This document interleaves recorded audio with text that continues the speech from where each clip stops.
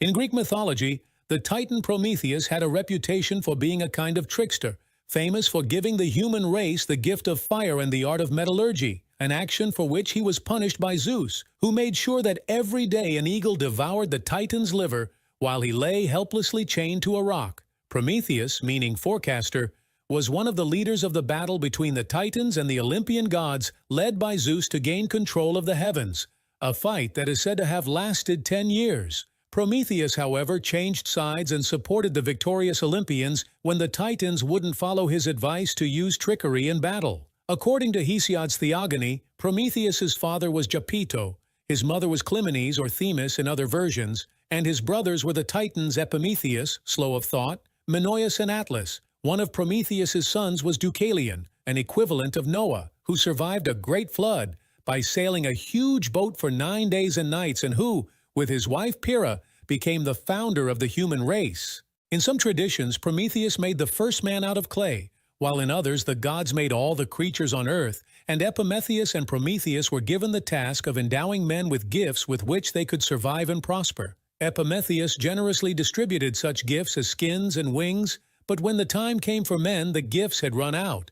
Feeling pity for human weakness and nakedness, Prometheus invaded the workshop of Hephaestus and Athena on Mount Olympus and stole the fire, and by hiding it in a hollow ferrule gave the valuable gift to man which would help him in the struggle for life. The Titan also taught man how to use this gift, and thus began the art of metallurgy. He also came to be associated with science and culture. In a slightly different version of the story, mankind already had fire, and when Prometheus tried to trick Zeus into eating bones and fat instead of the best meat during a banquet on Mount Olympus, Zeus, enraged, took the fire away from men so that they could eat their meat raw. This would also explain why, in animal sacrifices, the Greeks always dedicated the bones and fat to the gods and ate the meat themselves. Zeus was outraged by Prometheus' theft of fire, and so he punished the Titan by having him taken far away to the east, perhaps to the Caucasus. Here Prometheus was chained to a rock, or a column, and Zeus sent an eagle to eat the Titan's liver. Worse still, the liver would grow back during the night, and the eagle would return during the day to perpetually torment Prometheus. Fortunately for man's benefactor, but only after many years, the hero Hercules, spending a day during his famous deeds, killed the eagle with one of his arrows. In Hesiod's Works and Days, we are told that Zeus punished man for having received fire, having instructed Hephaestus to create the first woman, Pandora, from clay, and through her all the negative aspects of life would fall on the human race, labor, disease, war, and death, and definitively separate human beings from the gods. The name Pandora means gifts and everything. According to Hesiod, in his Theogony and Works and Days, Zeus had Hephaestus make Pandora, the first woman, out of earth and water. Zeus's intention was to use the beautiful and lovely Pandora as a means of punishing Prometheus, who had stolen fire from the gods and given it to humanity, who in turn would be punished.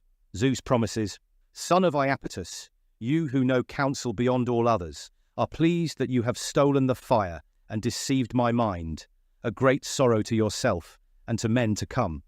To them I will give in exchange for fire, an evil in which they can all take pleasure in their spirit, embracing their own evil." Before her departure, Pandora received a series of divine gifts from each of the Olympian gods. Athena taught her all the fine crafts and clothed her in silver robes. Aphrodite gave her grace and the means to create burning desire, and Hermes gave her a dog's mind and a thief's character, and in her chest placed lies and words misleading. If that wasn't enough, she was adorned with fine jewelry by the Graces, crowned with a magnificent golden headband made by Hephaestus, and given garlands of spring flowers by the seasons. Finally, Pandora was given a large storage jar to take to Earth, which she was told she should never open under any circumstances. In another version of the story, she appeared for the first time before men. Wonder seized them, but she was pure cunning, not to be resisted by men. Was sent to the Titan Epimetheus, whom Prometheus had recommended not to receive any gifts from the gods. Seeing her radiant beauty, Epimetheus forgot what his brother had said to him and took her as his wife. As a wedding gift, the gods gave Epimetheus a box, which contained all evil. The beautiful Pandora was welcomed into Epimetheus's house, and the two had a daughter, Pyrrha. One day, fulfilling its destiny, curiosity got the better of Pandora. Contrary to an express order to the contrary, dominated by her immense curiosity, she lifted the lid of the storage jar that released all the evils of the world. These terrible things included disease, war, addiction, hard work, and the need to work for a living. Pandora, realizing her mistake, quickly replaced the lid. But it was too late, and only one thing remained inside, stuck to the rim of the jar, hope so that humanity could somehow endure its sudden and eternal misfortune. In this way, the times of innocence and happiness, known as the Golden Age, ended. In another version of the story, Hermes takes her to Epimetheus, who receives her. The evil, disease, and work begins when Pandora opens the jar, and countless pests come out of it. However, hope did not leave the jar. Hope is the traditional translation from the Greek, but it may actually be better represented by anticipation, which includes an expectation of good and bad events. Through this punishment, Zeus made up for the theft of fire and restored the eternal division between gods and humans. It all began when his sister was kidnapped by Zeus, the chief of the gods. That was when he left his country to search for her. Cadmus was the son of Agenor, king of Tyre, and his queen, Telephassa. He was also the brother of Europa, who was abducted by Zeus, disguised as a white bull. The chief of the gods had been seduced by Europa's beauty, so he decided to kidnap her. One day, when Europa and her companion nymphs were picking flowers, Zeus approached her disguised as a white bull. When Europa stepped onto the bull to caress it, the bull promptly ran off with Europa on its back and, swimming across the sea, arrived in Crete, where Europa realized she had been kidnapped by none other than the chief god himself. To cut a long story short, Europa bore 3 sons to Zeus, married a local king, and became the first queen of Crete. Europa was the apple of King Agenor's eye, and he was devastated by the news of his daughter's mysterious disappearance. He entrusted his 4 sons, Cadmus, Phoenix, Cilix, and Thasus, with the mission of finding Europa, charging them never to return without their beloved sister. Queen Telephassa also accompanied her sons. They searched for Europa everywhere without obtaining any clues about her disappearance. While his brothers dispersed in search of Europa, Cadmus, along with his mother, settled in Thrace, where Telephassa soon died of grief over the loss of her daughter. After performing the last rites for his mother, Cadmus went on a pilgrimage to the Oracle of Delphi to inquire about his sister. The oracle advised him to give up the search for Europa and instead found a new city. He was instructed to follow a cow that he would find outside the oracle and build a city where the cow would stop to rest. Sure enough, Cadmus soon found a cow a few meters from the oracle and followed it. The cow arrived in Boeotia, where, after crossing the shallow stream of the Cephissus River, it lay down on the ground out of fatigue. Having found the place where he would build a new city, Cadmus decided to sacrifice the cow to Athena. For this purpose, he sent his companions to search for pure water to make the sacrifice. They found the purest water in a beautiful spring. While filling their containers with water, a fierce dragon-like serpent, the guardian of the spring, emerged from a nearby cave. The dragon was the son of Ares, the god of war. The horrible serpent, with its crest-shaped head and venomous teeth shining like gold, massacred all of Cadmus's unfortunate companions. When his companions did not return, Cadmus went to look for them and soon came face to face with the enraged dragon. Cadmus attacked the malevolent monster and, after a fierce battle, managed to kill it. He then sacrificed the cow to Athena, who told him to take the dragon's teeth and plant half of them in the ground. As soon as Cadmus did this, a host of fierce warriors sprang from the ground, and before Cadmus could face them, the armed men began a fierce and bloody battle among themselves. In the end, only 5 warriors remained alive and made peace with each other.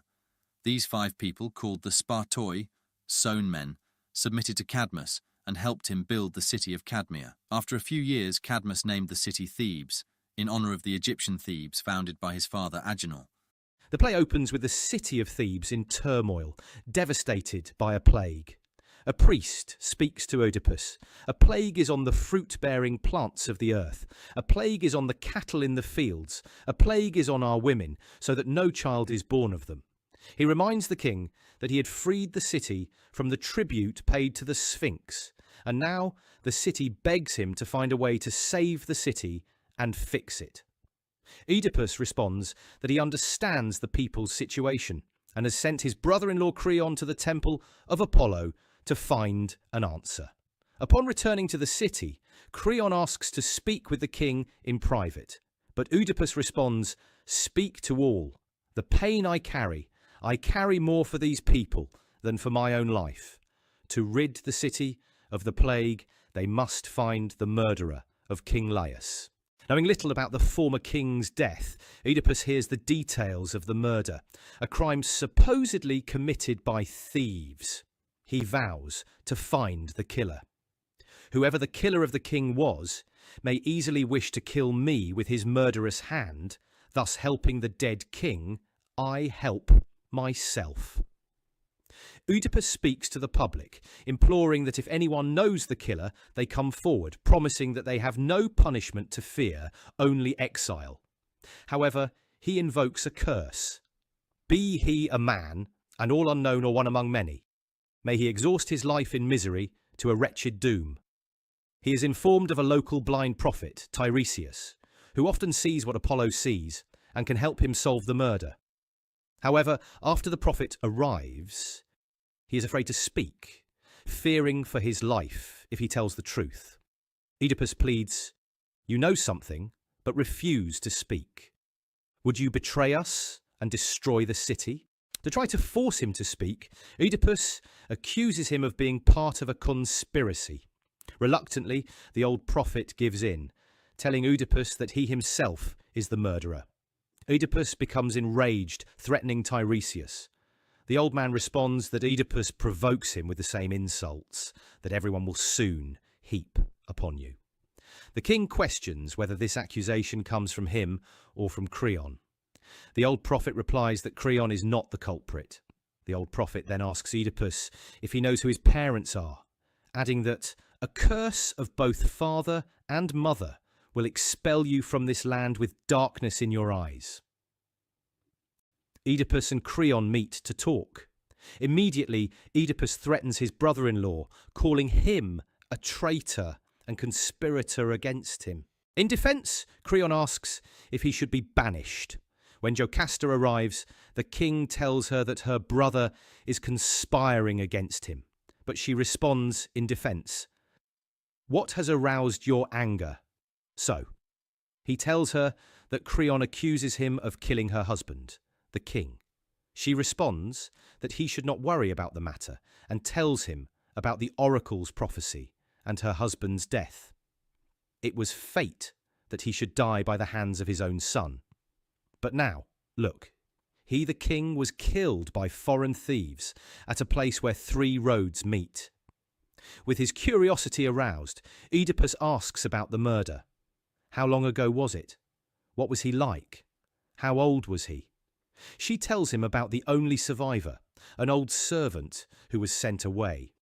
Oedipus asks to speak with the old man, and if their stories match, he will be free of any guilt. Oedipus then recounts the story of his own departure from Corinth. He had been called a bastard at a dinner hosted by his parents, the king and queen. Although his parents denied the accusation, he soon discovered that a prophecy had destined him to murder his father and lie with his mother.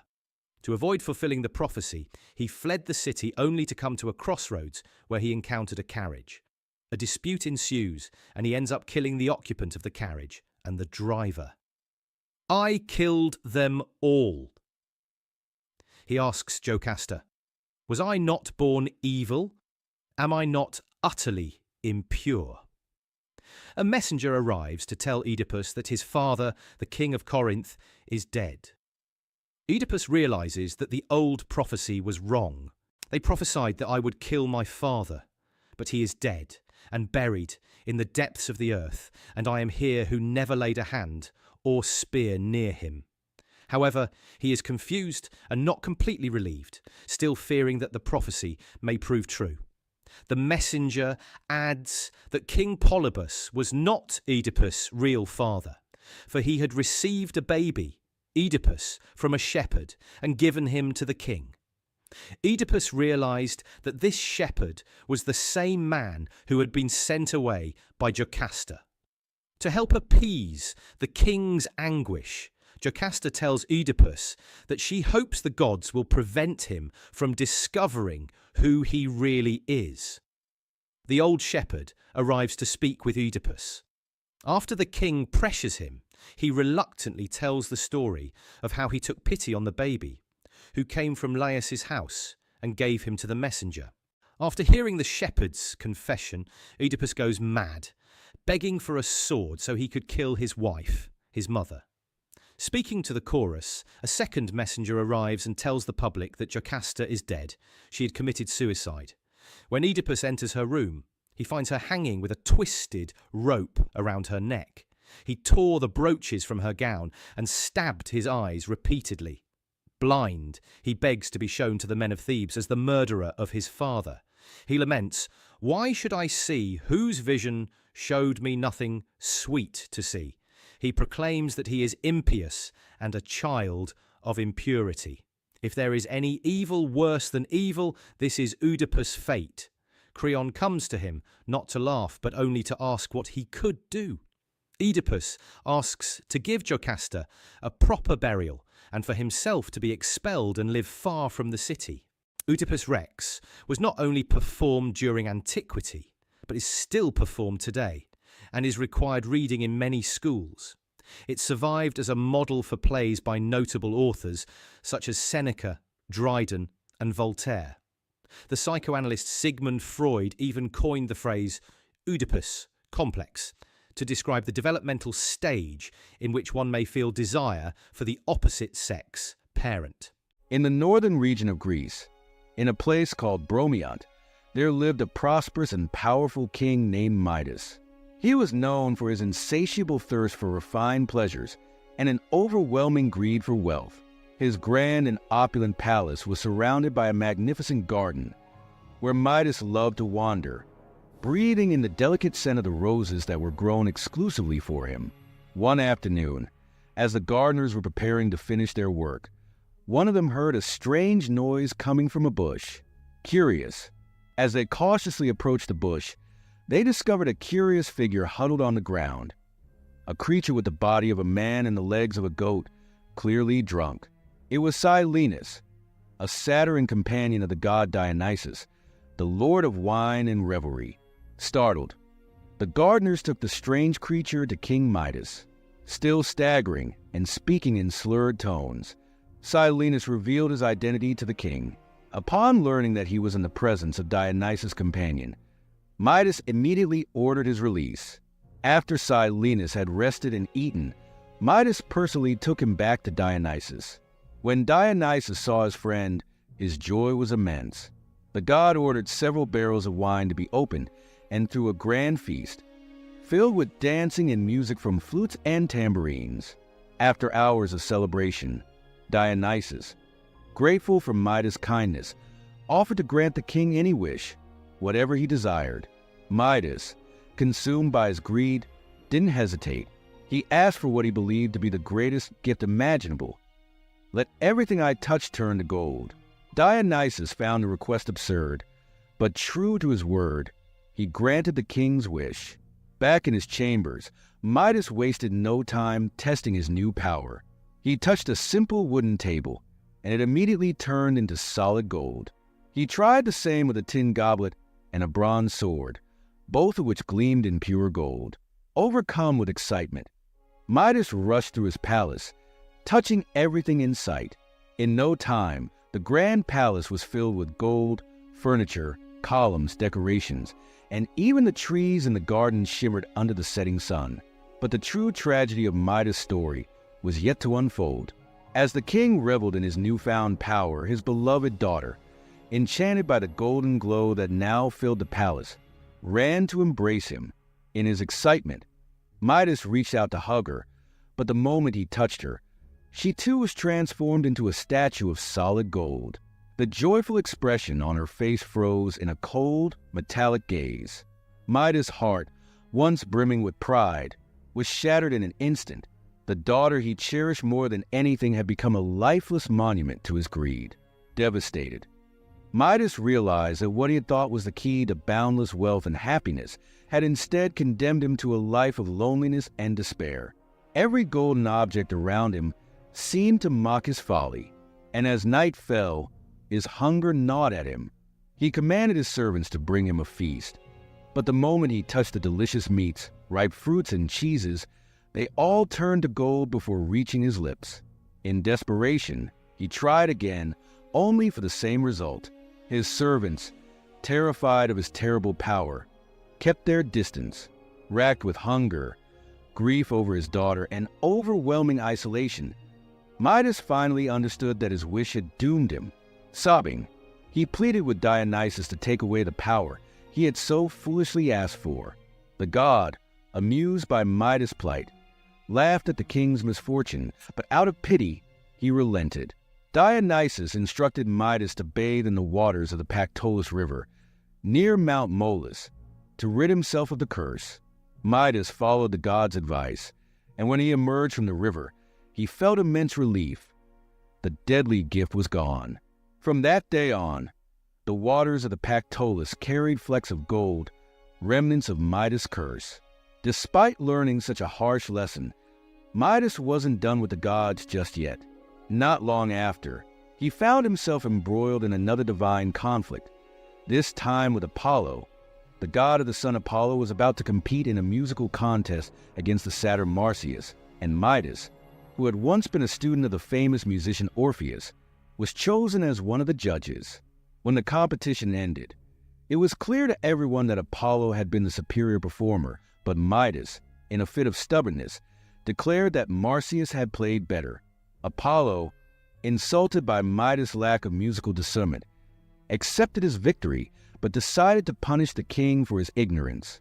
With a wave of his hand, Apollo transformed Midas' ears into those of a donkey. Humiliated, Midas began wearing a woolen cap at all times, even while he slept, to hide his large, hairy ears, afraid that anyone would discover his secret. Time passed, and Midas' hair and beard grew long. Eventually, he could no longer postpone cutting them. He summoned his trusted barber, but made him swear an oath to keep everything he saw a secret. The barber, shocked by the sight of the king's enormous, hairy ears, said nothing and quickly finished his work before leaving the palace as fast as he could. However, the secret was too great for the barber to bear. Unable to hold it in any longer, he went to a secluded spot near a river, dug a hole in the ground, and whispered into it, "King Midas has donkey's ears." Believing the secret was safe in the earth, the barber left, but the reeds growing nearby, swayed by the wind, began to whisper the very same words. "King Midas has donkey's ears." Soon, the whisper spread from reed to reed until the entire city had heard the secret. Before long, everyone was gossiping about the king's ears. Ridiculed and shamed, Midas spent the rest of his days in seclusion within his palace, forever lamenting his lack of prudence and wisdom. He was left to mourn not only the humiliation brought upon himself by the gods, but the irreversible loss of his beloved daughter, the true price of his greed. Poseidon had given King Minos a white bull to use as a sacrifice. Instead, the king kept the bull for himself and sacrificed another. In revenge, Poseidon, with the help of Aphrodite, made King Minos his wife. Pasiphae desired the bull. Pasiphae asked Daedalus to help her.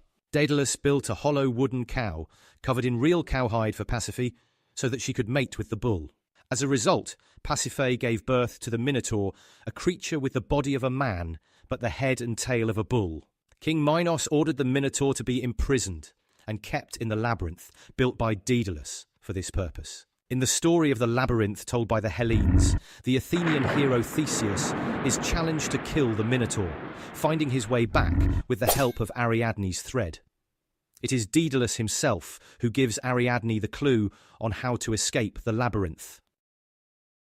After Theseus and Ariadne ran away together, Daedalus and his son Icarus were imprisoned by King Minos in the labyrinth he had built. He couldn't leave Crete by sea, as King Minos kept a strict watch on all ships, allowing none to sail without being carefully searched. As Minos also controlled the land routes, Daedalus set to work making wings for himself and his son, Icarus. Using bird feathers of various sizes, thread and beeswax, he moulded them to resemble the wings of a bird.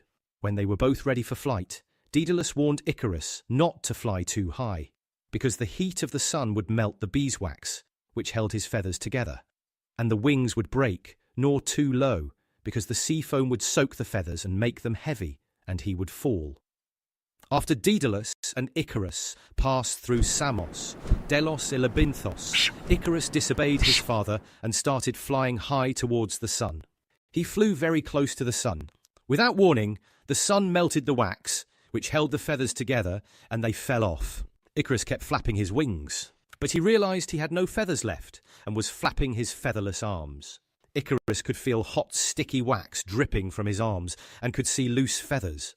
The feathers, one by one, fell like snowflakes, and down and down he went into the sea, where he sank and drowned. On seeing Icarus's wings floating in the sea, Daedalus wept, cursed his art, and after finding Icarus's dead body on the shore of an island, buried Icarus's body on the shore of the island. After burying Icarus, Daedalus travelled to Camico in Sicily, where he stayed as a guest under the protection of King Cocalus. There Daedalus built a temple to Apollo and hung up his wings as an offering to the god. In an invention, Daedalus flies to Cuma and founds his temple there instead of in Sicily. Minos, meanwhile, sought out Daedalus, travelling from town to town, asking him a riddle. He presented a spiral shell and asked for a rope to be passed through it. When he reached Camicus, King Cocalus, knowing that Daedalus would be able to solve the riddle, accepted the shell and gave it to Daedalus. Daedalus tied the rope to an ant, which, attracted by a drop of honey at one end, walked through the shell, tying it all the way round. With the riddle solved, Minos realized that Daedalus was in the court of King Cocalus and insisted that he be delivered. Cocalus agreed to do so, but persuaded Minos to take a bath first. In the bath, the daughters of Cocalus killed Minos, possibly by pouring boiling water over his body.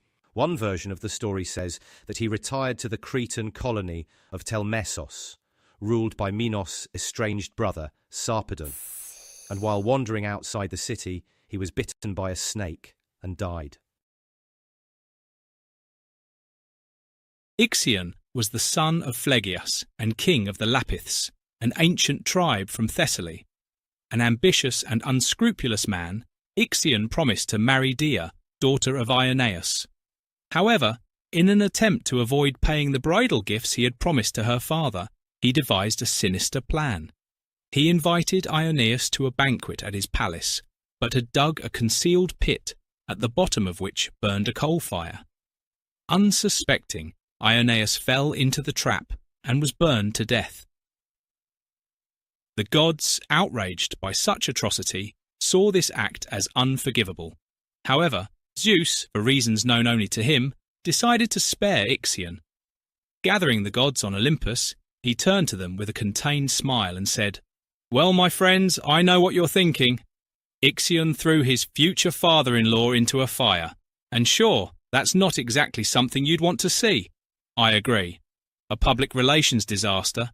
But you see, sometimes we need to be creative with our punishments. So what will I do? I'll invite him to dine with us. That's right, a banquet on Olympus. Trust me, letting him think everything's fine, that he's one of us for a while. It's going to be much more fun. Let's make him comfortable. Who knows, he might even do something even more stupid. Then, when he's relaxed, we'll put him in his place. Give him some rope. He'll hang himself with it." Ixion, delighted by the honour of being among the gods, quickly showed he was not worthy of such a privilege. His vile nature resurfaced once more, and he decided to court Hera, queen of the gods and wife of Zeus. Knowing Ixion's intentions, Zeus acted before the king of the Lapiths could carry out his plan. He created a cloud that took on Hera's form, and Ixion, deceived, made love to it. From this deceitful union, Centaurus was born, who would later create the race of centaurs. Back in the mortal world, Ixion, in his arrogance, boasted of his romance with Hera. bragging about his conquests to everyone who would listen. Zeus, furious at the betrayal and disrespect, decided it was time to punish Ixion once and for all. First, he ordered Hermes to whip Ixion repeatedly until he admitted, "Benefactors deserve honor." Then, Zeus condemned Ixion to eternal punishment. The king was bound to a fiery wheel that would spin endlessly across the skies. In some versions of the story, this wheel ends up spinning in the underworld of Hades, where Ixion remains trapped in his eternal punishment. To complete his revenge, Zeus also united with Dia, Ixion's wife, and together they had a son, Pirithous, who would become the future king of the Lapiths. It was at Pirithous' wedding that the centaurs, descendants of Centaurus, gained notoriety for their savagery, resulting in the Battle of the Centaurs and Lapiths. Ixion became an example of a transgressor in Greek art. In ancient vases and cups, he is often depicted being captured by the Furies or held by Hermes and Ares, about to face his fate. In a cup from the Museum of Art and History in Geneva, for example, he is shown bound to a wheel, not by ropes, but by serpents. His story travelled beyond Greece, being represented in Etruscan and Roman sculptures and engravings. Ixion also appears on a Roman sarcophagus alongside other infamous wrongdoers who also received eternal punishments from Zeus, Sisyphus and Tantalus. Dated to 160 to 170 AD, it is now on display in the Vatican museums in Rome. Thus, Ixion, alongside other wrongdoers like Sisyphus and Tantalus, became a symbol of eternal punishment for crimes committed against the gods. Bellerophon is an ancient Greek hero. Together with Cadmus and Perseus, he is part of the three great monster slayers of Greek mythology, who lived before Hercules. He is first mentioned in Homer's Iliad and in the works of Hesiod around 800–700 BC. Judging by the fact that these two writers lived in different parts of Greek lands, the former having been raised in Asia Minor and the latter on the Greek mainland, we can theorize that his story was already quite popular among the people. This fact makes Bellerophon a truly ancient hero whose origins date back to Mycenaean Greece. Bellerophon was the son of King Glaucus, or Poseidon in some versions, and a prince of Corinth exiled for the murder of a noble or close relative, a murder which, depending on the version, he did or did not commit. He seeks refuge in the great city of Tiryns, where King Proetus, twin brother of Perseus's grandfather Acrisius, purifies him of his crimes. There, Queen Sthenoboea falls madly in love with him and tries to seduce him. Our hero, loyal to his moral values, rejects her love, and the queen, heartbroken, falsely accuses Bellerophon of sexually assaulting her. Believing his wife without question, Proetus wishes to kill him, but the sacred laws of Xenia, hospitality, prevent him from doing so, as killing a guest is considered the most heinous of crimes, and will bring upon him the fury of the monstrous Furies. To solve the problem, Proetus devises a clever plan. He sends Bellerophon to his father-in-law, Iobates, king of Lycia in Asia Minor, along with a sealed letter ordering Iobates to kill the young prince. However, by divine intervention and comedic timing, Iobates opens the letter only after having already admitted Bellerophon as his guest. Now, Xenia also forbids him from killing him. But not all is lost. Iobates decides to give Bellerophon the old Hercules treatment and sends him to find his death by performing a great task, telling Bellerophon to kill the monster Chimera, which was devastating the lands of neighbouring Caria. Chimera, or Chimera, was the daughter of the monstrous couple Echidna and Typhon. She had the body and head of a lion, the head of a goat, and the tail of a venomous snake. And, as if that appearance were not terrifying enough, the goat head could also breathe fire or toxic venom, or, according to some versions, a combination of both. Of course, Bellerophon cannot kill such a monstrosity alone. Fortunately, the goddess Athena decides to take on Big Sister mode and helps him tame the winged horse Pegasus, giving him a golden bridle. Aided by supernatural help from the heavens, our hero flies with Pegasus to Chimera's lair. The monster crawls out, and an incredible fight, typical of Hollywood, begins. Bellerophon tries to kill the beast, but no sword, arrow, or spear can penetrate her skin. Since hitting and poking the monster has no effect, he thinks of a different solution. He puts a piece of lead, like we all carry in our pockets, on the tip of his spear and throws it at the goat head that breathes fire/venom. The lead melts from the fire down into the beast's throat, killing her with agonizing pain. After this labor, King Iobates sends Bellerophon to fight Lycia's enemies, the formidable Amazons and the barbarian Solymi warriors. Bellerophon manages to defeat both. An interesting observation. The defeat of the Amazons was considered his greatest feat, an even more difficult task than killing a fire and venom-breathing monstrosity. Unlike all other kings in Greek mythology, Iobates has good sense and, after these 3 tasks, realizes that Bellerophon is not someone you want as your enemy. So, he marries him to his daughter, Philonia, and gives him a portion of his kingdom to rule. Bellerophon lives the rest of his life happily ever after. If this were not a story from Greek mythology, blinded by the arrogance of his heroic deeds, Bellerophon believes he deserves to become a god. Ignoring the fact that Athena originally helped him and that he is about to commit excessive arrogance, he rides Pegasus to the top of Mount Olympus, intending to basically stay there forever, like your 45-year-old uncle who comes to spend Christmas and stays in your room for 2 weeks. Zeus, the god protector of Xenia and patron of hospitality, fearing sharing the same fate as Protus and Iobates, has a brilliant idea. He throws Bellerophon off Pegasus before he reaches Olympus. A guest is not sacred if he has not yet arrived, right? Thus, Bellerophon dies or is permanently crippled after his 2,000-meter fall to Earth and lives out the rest of his life wandering as a beggar. Here is a classic ending of Greek mythology. Writers like Homer and Hesiod mention Bellerophon's story as a cautionary tale about how even the most powerful champion cannot be compared to the gods. Therefore, he was seen as the epitome of the tragic hero, one doomed to ruin by his own arrogance.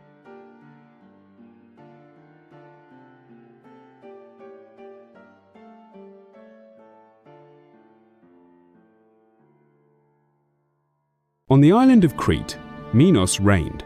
One day, Poseidon sent him a bull that emerged from the sea, which the king was supposed to sacrifice to him. But Minos kept the animal for himself. Minos' wife, Pasiphae, fell in love with the bull. This passion was likely a punishment from Poseidon, the god of the sea, or from Aphrodite, the goddess of love, whose worship the queen had neglected. Living in Crete was a famous architect, sculptor, and inventor named Daedalus. It was this man who built a hollow bronze cow for Pasiphae so that the queen, hiding inside it, could attract the bull. In this way, Pasiphae mated with the animal. From this union was born a monstrous creature with the body of a man and the head of a bull, the Minotaur. When Pasiphae's son with the bull was born, Minos, ashamed, ordered Daedalus to build a labyrinth to hide the monstrous child. With its countless corridors, rooms, and galleries, designed to confuse even the cleverest of men, only Daedalus knew the labyrinth well. Whoever entered it could never find their way out. As the years passed, the Minotaur grew within the labyrinth, hidden from the eyes of the people. Now, after defeating the Athenians in battle, Minos demanded a sinister tribute from them. Every year, Athens had to send 7 young men and 7 young women to be devoured by the Minotaur.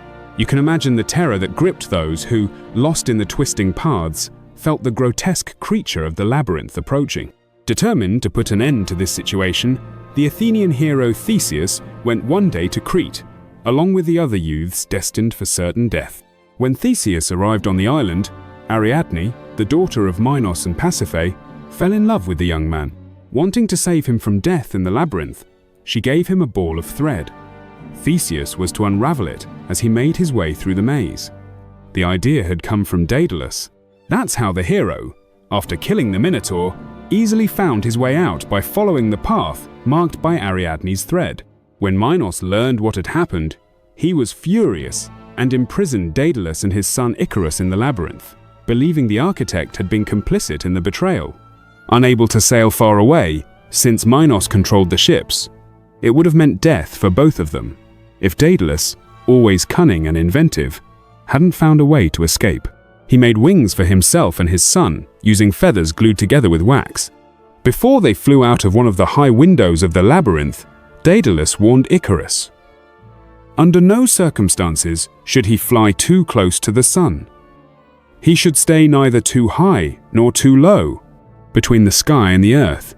They set off, but Icarus disobeyed his father's advice. Flying too close to the sun, the wax melted and the feathers scattered in the air. Suddenly, the young man found himself flailing his bare arms. Calling out in vain for his father, Icarus fell into the blue waters of the Aegean Sea. Meanwhile, Daedalus safely reached Sicily, where he was taken in by King Cocalus, also spelled Cocalus. In gratitude to Hercules, Daedalus carved a fantastically realistic statue of the hero. Unfortunately, the statue met an unfortunate end one night when Hercules himself stumbled upon it and, convinced by its realism, thought it was an enemy and smashed it to pieces. At the same time, King Minos not only allowed his talented architect to escape unpunished, but actually pursued him all the way to Sicily. However, upon landing, the daughters of Cocalus boiled him alive in a steam bath. Daedalus soon gave Cocalus reasons to be glad of his arrival, as he continued to produce masterpieces, such as a golden ram for the temple of Aphrodite on Mount Eryx, a fortress in Acragas, and a steam bath in Selinus.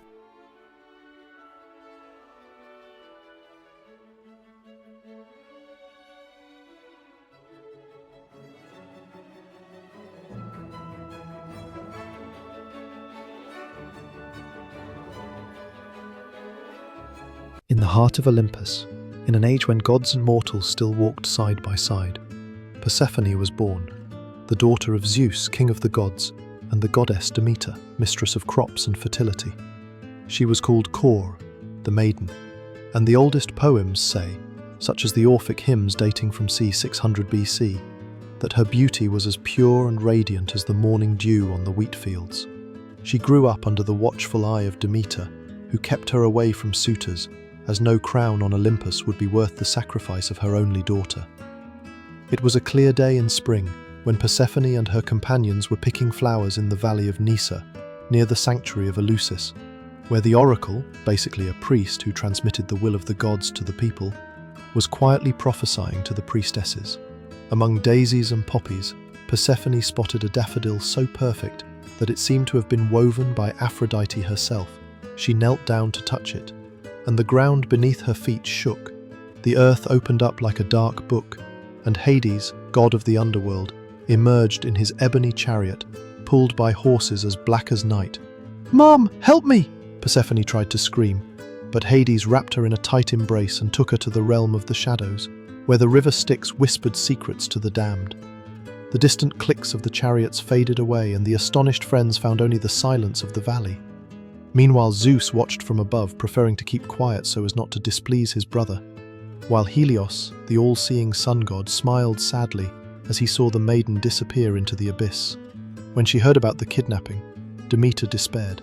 She wandered all over Greece, from Crete to the Peloponnese, in search of Kore, until she was advised by Hecate, the goddess of crossroads, to consult Helios in her flaming chariot. When the sun god revealed that Hades was holding her captive, Demeter shouted into the wind, "If Persephone doesn't return, the whole world will wither." And so it happened. The crops stopped flourishing, the wheat dried up in the middle of c. 1000 BC, and the cities finally bent the knee to beg for mercy. Zeus, cowed by the cries of the starving mortals, proposed a deal.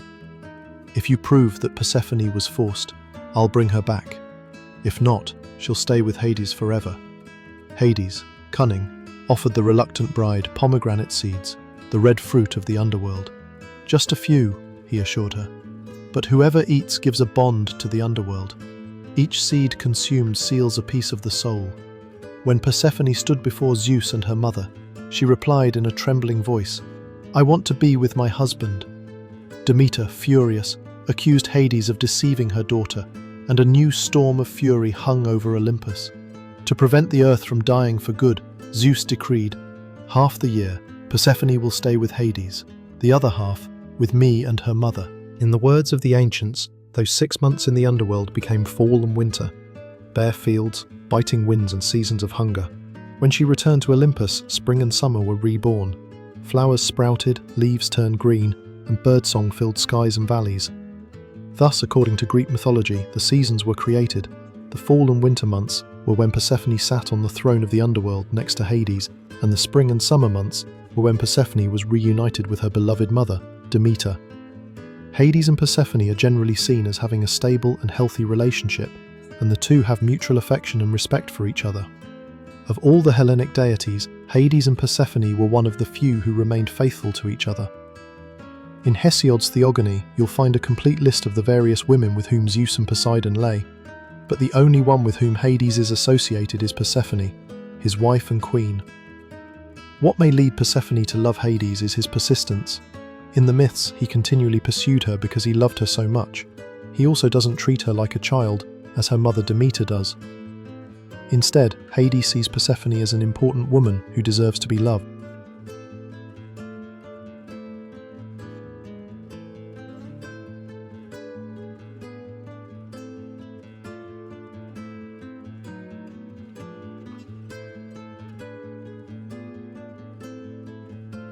Imagine the prosperous kingdom of Corinth, where Sisyphus reigned, son of Aeolus and Enarete, renowned not only for his power, but for unparalleled cunning.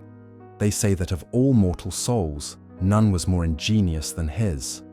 Married to the nymph Merope and father to Glaucus, Ornician, Almus, and Thersander, and grandfather of Bellerophon, tamer of Pegasus, Sisyphus seemed to possess everything: wealth, respect, and long life.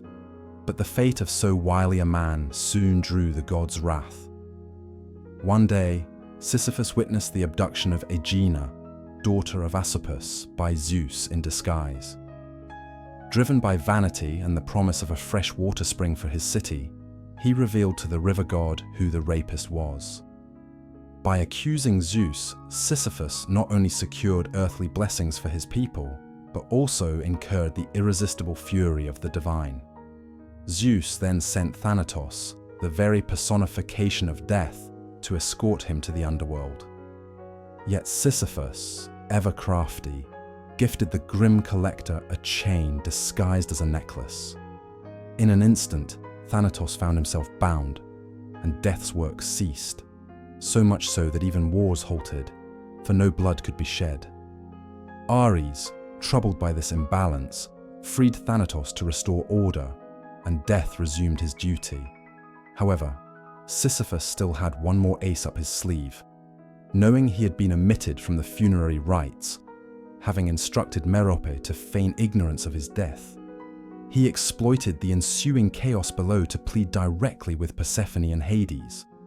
Upon being brought back before the shadowy court, Sisyphus raised his voice proclaiming, "O great lords of the underworld, grant me return to the land of the living. My family still lies unrested, without the sacred offerings needed to appease the dead. If I remain here forever, I become complicit in a crime against the gods and my own ancestors. Let my body receive the funeral rites I deserve. Only then will I accept my final place in your realm." With this, he exposed to Hades' judges Merope's deliberate omission, arranged through his secret instructions, and invoked the sacred rite of the funerary rites, decreed immutable by Zeus. Since no spirit can truly rest without proper sacrifices, Persephone was persuaded that Sisyphus still owed a holy debt among the living. Reluctantly, Hades granted him a brief return on the condition that he willingly return once his rite had been fulfilled. Thus, Sisyphus left the realm of the dead a second time, gaining extra years for his schemes, until at last, mortality itself, relentless, called him back with no further appeals possible. Only then did his cunning fail, and he was delivered to the punishment that would become eternalized, to push the colossal stone forever uphill. There, Cerberus barked and stepped aside upon recognizing the trickster. The judges of Hades, recalling each deception, condemned him to unending torment, to roll a massive boulder up the mountain. It was the supreme punishment for one who thought to outwit death itself. With every effort, hands and feet digging into the earth, the nearly conquered stone would slip, crushing Sisyphus's sweat and hopes as it plunged back down. Only once did his task pause, when Orpheus descended into Hades to retrieve Eurydice, and his mournful lyre suspended even Sisyphus's punishment, leaving the stone motionless between hill and summit. But soon the music ceased, and the cycle of toil began anew.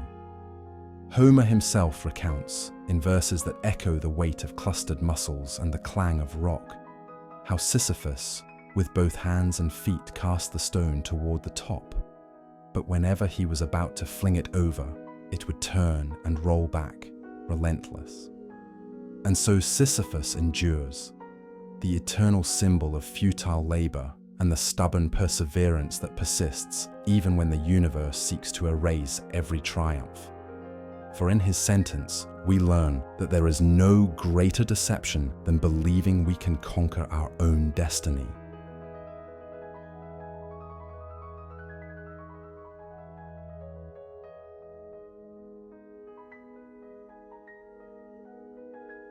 Medusa. The name resonates in the collective imagination as a synonym of horror, power, and mystery. A being whose gaze instantly petrified anyone who dared to look at her, whose hair turned into venomous snakes, eternally associated with the grotesque. But behind this image crystallized by tradition, there is a multifaceted narrative, a dense web of interpretations, versions, and resignifications that span millennia. In the oldest accounts, Medusa was one of the three fearsome Gorgons, monstrous sisters born of the god Phorcys and the goddess Sato, marine entities associated with the hidden dangers of the depths.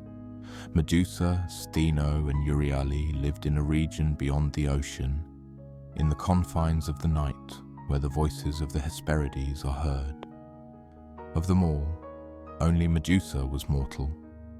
The classical descriptions depicted her as a terrible creature, hair made of snakes, tusks as sharp as a boar's, bronze hands and golden wings. She had the power to turn to stone anyone who crossed her gaze, her image so terrifying that the ancient Greeks coined the term Gorgoneion to refer to Medusa's apotropaic face, used as a protective amulet in temples, armor, and various objects. But the narrative was not always this one.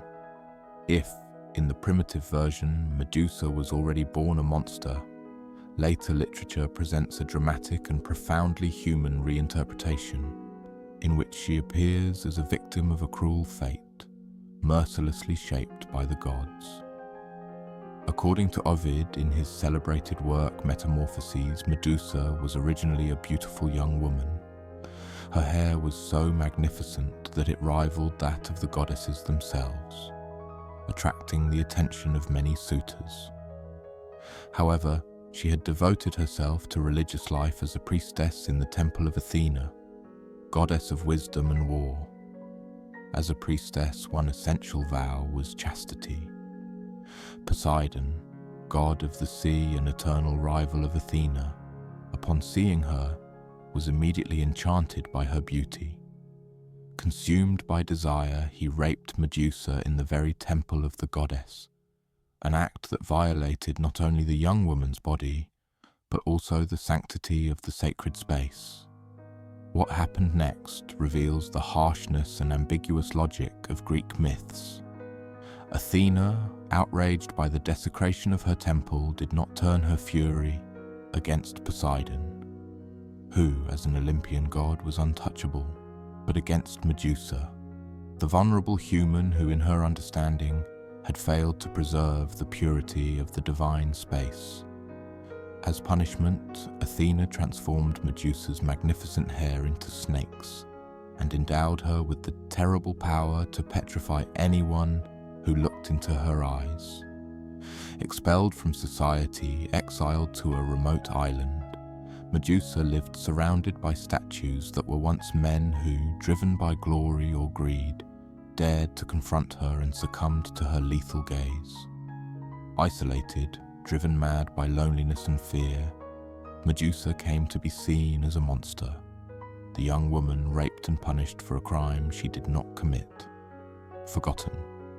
Thus, the figure of Medusa, the monster with snake hair, became both victim and threat, the personification of injustice and divine vengeance. At this point enters the figure of Perseus, the hero son of Zeus and the mortal princess Danae. According to tradition, Perseus was challenged by King Polydectes to bring the head of Medusa as a gift, a mission that seemed impossible. Determined to protect his mother from the king's intentions, Perseus accepted the task and set out on his journey. He received help from gods and supernatural entities. From Hermes, he received winged sandals and a sword of adamantine. From Athena, a polished shield like a mirror.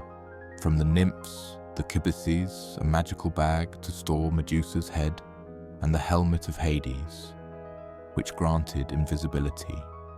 Perseus found Medusa asleep, surrounded by her immortal sisters, Stheno and Euryale. Guided by Athena, who directed his hand, and using the shield as a mirror to avoid looking directly at the Gorgon, Perseus decapitated Medusa with a precise blow. From the severed neck emerged two extraordinary creatures, Pegasus, the winged horse, and Chrysaor, the warrior with the golden sword, both conceived from the previous union between Medusa and Poseidon. After the decapitation, Perseus fled, protected by the helmet of invisibility, while Medusa's sisters, desperate, sought to avenge her death. On his return journey, Perseus repeatedly used Medusa's head as a powerful weapon.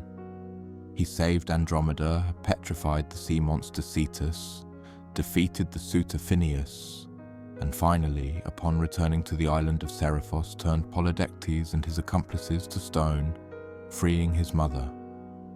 In the end, he gave Medusa's head to Athena, who placed it at the center of her aegis, making it an eternal symbol of power and protection.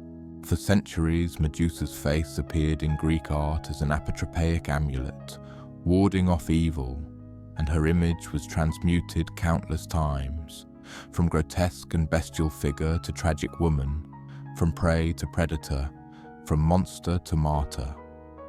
Perhaps Medusa's greatest power was this: to transcend generations, shaping herself to the anxieties and values of each era, challenging us to confront not only the horror she represented, but also the humanity she carried. Medusa's trajectory does not end with her physical death. On the contrary, it is at this moment that she begins her definitive transformation into an immortal icon, present not only in mythological narratives but also in art, philosophy, and more recently, contemporary social critique. Her head, fixed on Athena's shield, became one of the most powerful symbols of ancient Greece. The aegis, which represented both protection and terror, evoked the central paradox of Medusa's figure, that even destroyed, she remains invincible, eternally capable of petrifying anyone who dares face her.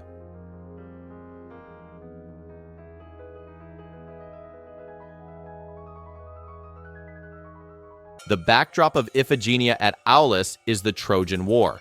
It all begins at the wedding of Peleus and Thetis, the parents of Achilles.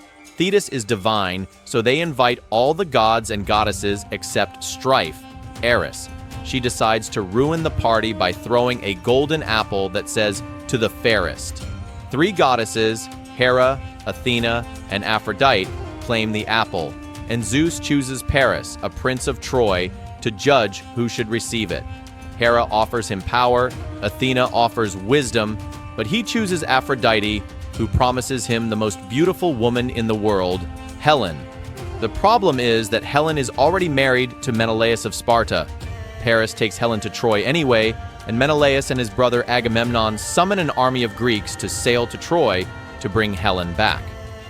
The scene is set in front of Agamemnon's tent at the port of Aulis, where the Greeks are waiting to set sail. We learn that Agamemnon has sent for his daughter, Iphigenia, telling her that she will marry the Greek hero Achilles. But the real reason he summoned her is to kill her as a sacrifice to the goddess Artemis, who is preventing the wind from filling the sails of the Greek ships. Agamemnon sends his servant, the old man, with a letter telling Iphigenia not to come, but Menelaus intercepts the letter and accuses Agamemnon of betraying the Greeks. The brothers argue until a messenger arrives to announce that Iphigenia and her mother Clytemnestra have already arrived at Aulis. Agamemnon greets them but cannot bring himself to tell the truth, and the women still believe they are in the camp to celebrate a wedding. Clytemnestra greets Achilles as her future son-in-law, and an embarrassing confusion ensues until the old man explains Agamemnon's true intentions. Achilles promises to protect Iphigenia if they cannot persuade Agamemnon to change his mind.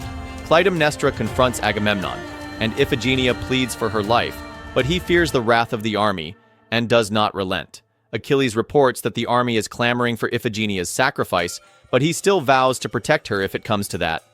Iphigenia then changes her mind and heart and decides that the best thing to do is willingly go to her sacrifice for the sake of the Greek army and the honor of Greek women. Achilles admires her nobility and goes to join the army and witness the sacrifice. Having told her mother not to cry for her, Iphigenia, with the help of the chorus, begins the rituals for Artemis and proceeds to her death. A new messenger appears and recounts a miracle. Iphigenia had bravely gone to the altar, and Agamemnon had raised the knife, but when he struck, his daughter had vanished, replaced by a deer. In her grief, Clytemnestra does not know whether to believe the story. Agamemnon was in trouble. On one hand, he was bound to wage war against Troy. He had made the oath of Tyndareus to honor Menelaus' marriage to Helen of Sparta and punish anyone who dishonored it. Zeus, in his capacity as Horcius, was in charge of punishing those who broke the oath. Best not to anger him, but Agamemnon was stuck at Aulis. To make the winds blow again, Agamemnon had to appease an angry Artemis by killing his eldest daughter. Needless to say, murdering your child is wrong, but to an ancient Greek, disobeying the gods was also wrong. So Agamemnon had to do what he did, but he also had to face the consequences. Iphigenia, of course, was completely innocent in all of this, and the Greeks were, for the most part, against human sacrifice. When they did engage in it, they never did so with another Greek, as far as we know. Her sacrifice, in particular, is a bit hard to accept in terms of morality, which is probably why there was an alternate version of the story in which Iphigenia was teleported to safety at the last second, and a deer was sacrificed in her place.